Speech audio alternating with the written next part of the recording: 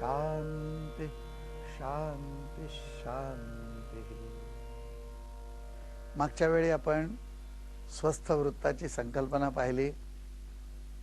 एक गोष्ट महत्त्वाची अशी आयुर्वेदाने आपल्याला सांगितली की स्वास्थ्य आणि आरोग्य याचीच व्याख्या एक वेगळी अशी आपल्याला सांगितली। कश्यपाचार्यांनी पण एक जी यादी दिलेली आहे त्या यादीमध्ये स्वस्थ कोणाला म्हणावं तर ज्याला अत्यंत शांत आणि आवश्यक एवढीच झोप लागते, सकाळी उठत असताना कुठल्याही तऱ्हेने आळस वाटत नाही, अंग दुखत नाही आणि ज्याला आपण टुणकन उडी मारून म्हणतो असं उठता यावं। उठल्यानंतर सर्व दिवसाचं जे काही आपलं कार्य आहे ते आपल्या स्मरणात असावं। मुखमार्जनादी सर्व झालं, अंघोळ वगैरे, तर त्यानंतर आपल्याला खाण्याची इच्छा असावी, अन्न पचावं, अन्नात गोडी वाटावी। हे सर्व झाल्यानंतर आपली सर्व इंद्रिय आहे ती दिवसभर जे कार्य करणार आहोत त्यासाठी तत्पर असावीत। त्याचप्रमाणे आपल्या शक्ती जी आहे ती कार्य करायचं असेल त्याप्रमाणे ती आपल्याला उपलब्ध व्हावी आणि अशा तऱ्हेने नुसतं विचार न करताना त्यामध्ये आपल्या मनाला शांतता वाटावी, कुठलाही मनावर ताण येऊ नये आणि एक प्रकारची प्रसन्नता वाटावी। अशा तऱ्हेने सर्व एक यादी दिलेली आहे। याचा अर्थ काय की आरोग्य हे आपण आपलं टिकवायचं आहे। जरी असं वाटलं की अगदी हॉस्पिटल बाजूला आहे, डॉक्टर आपल्या सेवेशी आहेत, सध्या खूप शोध लागलेले आहेत, तरी आपल्याला हेही दिसतं की अनेक तऱ्हेची औषधं दिली, सर्व तऱ्हेचे नाना तऱ्हेचे असे तुम्हाला जरी हॉस्पिटल्समधून उपचार करण्यात आले तरी मनुष्याचं आरोग्य नीट चालतंच असं नाही। सर्व तपासण्या योग्य येत असतात किंवा त्यात कुठलाही दोष दिसत नाही, पण मनुष्याला त्रास होत राहतो।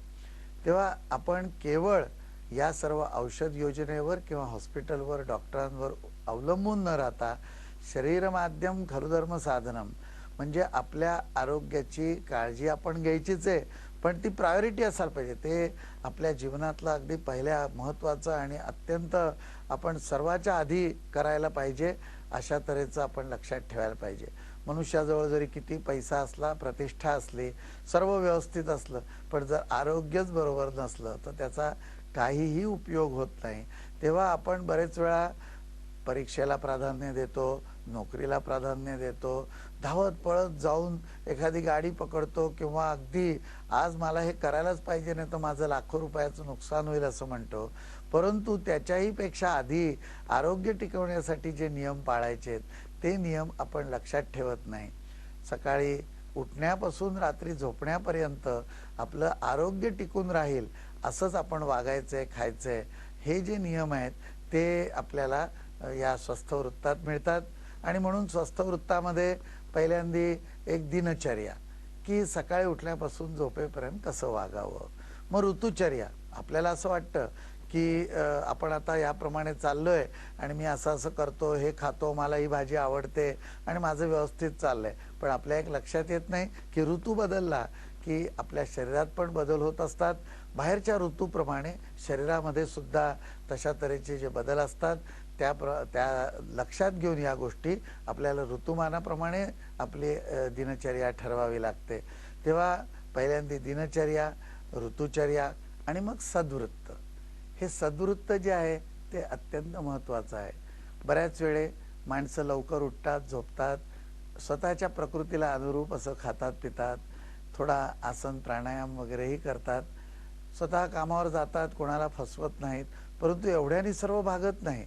कारण मनोविकार जे आहेत त्यामध्ये जे मोठे दोष आहेत त्यात दुसऱ्याला फसवणं, मारामारी करणं किंवा हिंसा वगैरे जरी येत असल्या तरी सुद्धा स्वतः सारखी चिडचिड करणं, मानसिक ताण तयार होतो।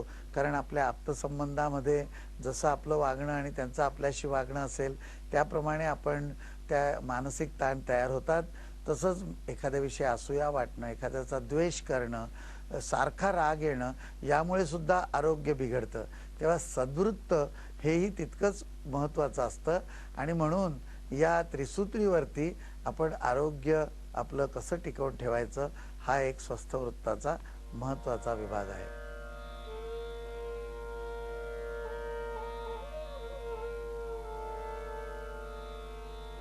आजारी पडल्यानंतर ॲलोपॅथीचं औषध घ्यावं, आयुर्वेदिक औषध घ्यावं, फायदा तोटा काय आहे, त्यांचा काय परिणाम होतो या संबंधी नेहमी गोंधळ असतो अशा तऱ्हेने लिहिलेलं आहे. आणि एक मनुष्य घरातला म्हणतो की तू आयुर्वेद चांगला आहे ते कर, दुसरा काहीतरी सांगतो, तर काय करावं आणि या दोघांचं ठरवायचं कसं की ॲलोपॅथी किंवा आयुर्वेद? या प्रश्न हाही एक छान प्रश्न आहे की आयुर्वेद काय करतो हे पहिले लक्षात घ्यावं. की आपल्याला जर रोग झाला म्हणजे असंतुलन झालं, परंतु काही वेळेला त्याच्याकडे कसं बघितलं जातं की रोग काय झालाय, त्याचं काय होऊन राहिलंय, त्यामुळे पोटात दुखतंय, त्यामुळे काय गुडघे दुखतात आहेत, तर दुखण्यावरती इलाज केला जातो. किंवा जो जंत आलेला आहे, जे व्हायरस आलेला आहे, त्याला मारण्याकडे इलाज केला जातो.